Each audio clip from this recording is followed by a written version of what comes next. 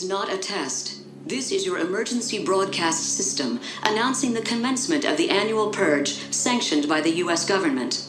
Weapons of Class 4 and lower have been authorized for use during the Purge. All other weapons are restricted. Government officials of ranking 10 have been granted immunity from the Purge and shall not be harmed.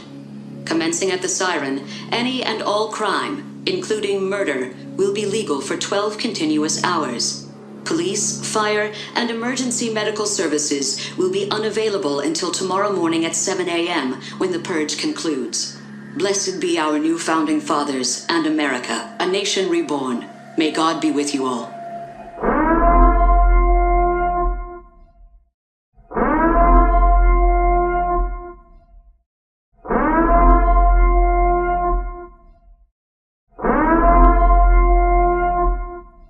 It can be easy to dismiss some warning movies as over-the-top, unrealistic, something to not take seriously.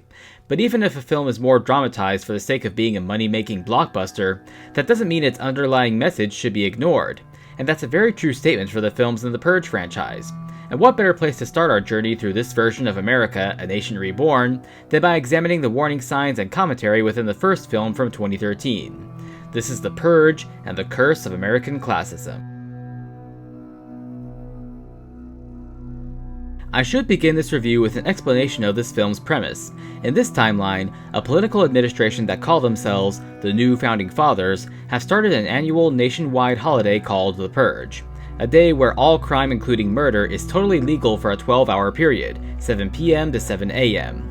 The argument these politicians and people who support the Purge use to justify its existence in a positive light is that crimes are committed because human beings all have a violent darkness inside them, and that the only way to prevent this inner darkness from spilling out into a crime the rest of the year is by releasing the beast one night a year. The idea is that if people are allowed to kill each other, smash things, and every other crime you can think of one night a year with no consequences, their souls will be cleansed for the rest of the year so everyone will behave like peaceful, well-mannered citizens. This logic right off the bat touches on a real debate that comes up every time a mass shooting is committed in the United States. Gun sense activists argue that if we make the sale of guns more restricted, mass shootings would be significantly reduced. Because those who show signs that they would use them to commit crimes, namely mass murder, would not be allowed to purchase guns so easily. Frequently cited evidence is that in countries where gun purchases and ownership are a lot stricter, like Japan for example, those countries have the lowest rates of gun-related violence, whereas the US tends to have the highest gun violence and gun death rates. Pro-gun activists, especially those who take money from the National Rifle Association, argue that gun violence is all a mental health issue and not a gun access issue. But at the same time, they refuse to push policies that would provide mental health care for more Americans or even red flag laws, which are laws that blacklist citizens who have made potentially violent statements in person or on the internet for being allowed to purchase guns, laws that only a handful of states have put into effect. The New Founding Fathers and Purge supporters make similar arguments, saying that violence can be prevented by letting people get it out of their systems, so to speak. Now, while a lot of the effects of the Purge in the rest of the country are conveyed through TV and radio broadcasts, which I will return to, the movie as a whole sticks to one wealthy family in one high-class location. Meet the Sandin family. The father, James, played by Ethan Hawke, makes large sums of money selling home security setups to people in his state, at least people who can afford them. I mean, we're talking pricey stuff here. Button-activated steel doors and windows, a hidden compartment of various guns, not to mention surveillance cameras with really crisp quality. So obviously, James made sure his home has all these systems in place to protect them during this night. And they begin this Purge night expecting it to be a quiet night where they can basically just tune out the rest of the world because of their fancy protection and the fact that they live in a very wealthy neighborhood where everyone here easily makes well over six-figure salaries. The setup descendants have gotten used to causes them, the parents mostly, to be apathetic to how the Purge affects the rest of the country. Okay, kids. Now, I know bad things do happen tonight, but we can afford protection, so we'll be fine just like always. No worries, okay? Look, I know this is difficult to understand at your age, but tonight allows people a release for all the hatred and violence and aggression that they keep up inside them. This night saved our country. As long as they continue to live comfortably and never have to face any Purge violence, they can afford to just believe the propaganda that the New Founding Fathers throw out there, which suggests that crime is down and the economy is up, all thanks to the Purge. The propaganda even uses religion as a way to justify the holiday, as networks and Purge supporters alike adopt the phrase, "Blessed be the new founding fathers, and blessed be America, a nation reborn." A small but deliberate reference to groups and politicians who use Christianity as an excuse to justify conservative policies that paint certain marginalized groups as enemies of the people. But as these TV and radio broadcasts reveal, people less fortunate than the stand-ins face a brutally different reality.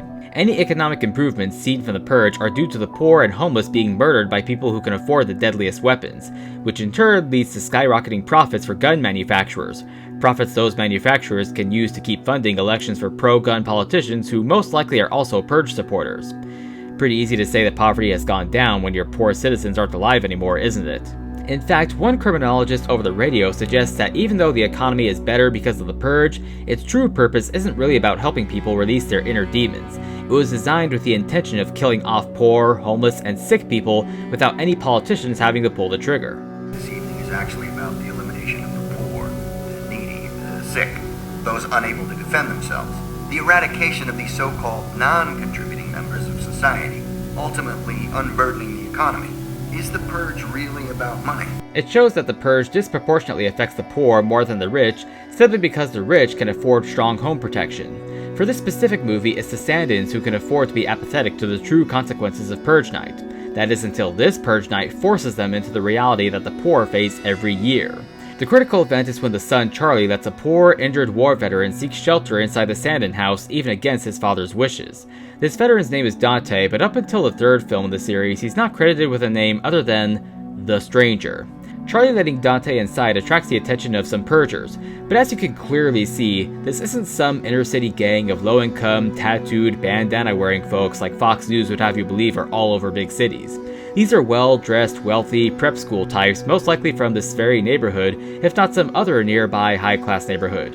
And it doesn't take long for their leader, only credited as Polite Leader, to give away the game of why this group is purging and why they're hunting Dante. Your home tells me you're a good folk, just like us. One of the halves. Mr. and Mrs. The man you're sheltering is nothing but a dirty homeless pig. The pig doesn't know his place, and now he needs to be taught a lesson. You need to return him to us. Alive. So that we may purge as we are entitled. These very mask-off moments show a fundamental difference between two major types of people who commit crimes. There are those who commit crimes solely out of desperation, stealing food to avoid starvation, stealing money to buy life-saving medicine for a loved one, committing violence because someone else is trying to harm them. These are very real causes for crimes in the United States even today. Even other YouTubers have touched on this when discussing what a real Purge night would actually be like. The consensus among most who study crime patterns is that if the Purge was made to be a real holiday in the US, the majority of crimes committed would not be violent murders. Instead, there would be theft and vandalism. Stores all across the country would be looted, and some frustrated, struggling individuals would smash the windows of businesses who have made their lives harder. We've seen in riots how most rioters commit property damage and steal things. They're desperate, they're angry, so they deal with this by smashing or stealing stuff, not other people. It's exactly why if the Purge were real, you would see a lot more property damage than murder. And this is exemplified in Dante, who shows that he's not afraid to get a little violent, or at least threaten violence out of desperation to stay alive. When he tries to use a hostage threat on the stand-ins to prevent James stand-in from throwing him out to the Purgers, you could see a subtle look in his face that says, I don't want to do this, but I have no choice. I don't know what else to do in this situation to avoid a brutal death. The violent act itself is wrong, but it's for a very different reason from the other major group of criminals represented by the high-class Purgers. They practically shouted out to the world that they kill because they feel entitled. That piece of filth that you are protecting exists only to serve our need to purge! Something in life convinced them that they have the right to exterminate anyone who doesn't suit their view of a perfect world that caters to them and their desires. And there are a lot of real criminals like this. People who commit crimes, including violent crimes, because they think it's justified as long as they're the ones committing the crimes. Like they deserve to take what they want by force no matter what morals or laws are broken in the process. They deserve to do whatever they want with zero consequences. Purge night is for them. Likewise, there have been many cases of mass shooters committing their crimes over not getting something they felt entitled to have. It could be something like attention from the opposite sex, high school popularity, There have even been shooters who've admitted that they have been motivated by extremist right-wing beliefs like white nationalism, a xenophobic hatred of immigrants, fear of communism, or anti-LGBTQ beliefs. This brings up the other side of the question. What would happen in America if the Purge was real? Well, evidence has shown us that while most real-life purgers would steal stuff or smash windows, there would be certain entitled individuals who would see the night as an excuse to commit a mass shooting, and unlike the Columbine shooters, these individuals wouldn't kill themselves at the end, because they would know there'd be no consequences for their violent actions. They can carry out their own hate-filled, entitled desires just as these high-class purgers do. But even the Sandins have some of that pro-purge entitlement as well, albeit an entitlement to not be affected by the purge. Things like this are not supposed to happen in our neighborhood. Such a statement, combined with the family's later decision to fight the purgers and protect Dante, demonstrate a reality for many well-off Americans who don't think critically about a policy being good or bad. Such a thing doesn't cross their minds until it affects them directly as such that it makes their lives worse. It's that mentality of, if it's not happening to me, it must not be as bad as people say, or maybe it's not even real. Finally, we have two groups of people who fully support the purge, not just these young folks. The other group being the Sandins' neighbors who get jealous of them having more money because of them selling home security. What follows is a brief but intense purger civil war, all because the neighbors want to kill the Sandins and the young group wants to kill Dante. Neither group has the idea that they could be killed on this night. Why would they? It's a night made for them. They voted for this. But due to their own civil war and Dante's quick and decisive actions, many Purge supporters either end up dead or having to walk home at 7 a.m. knowing that they failed. By supporting a policy because it would hurt others, that policy instead hurt them the most. Think about the fact that this film has only one poor person on screen while the rest are wealthy, and everyone who dies is a wealthy, entitled, and/or apathetic supporter of this night designed to hurt the poor. If audiences only take one thing away from a film such as this, it's be careful what you vote for, because you just might get it. Thank you for watching this deep horror movie review. If you'd like to see more, then watch my other deep reviews of 1992's Candyman and 1988's They Live. Stay safe, everyone.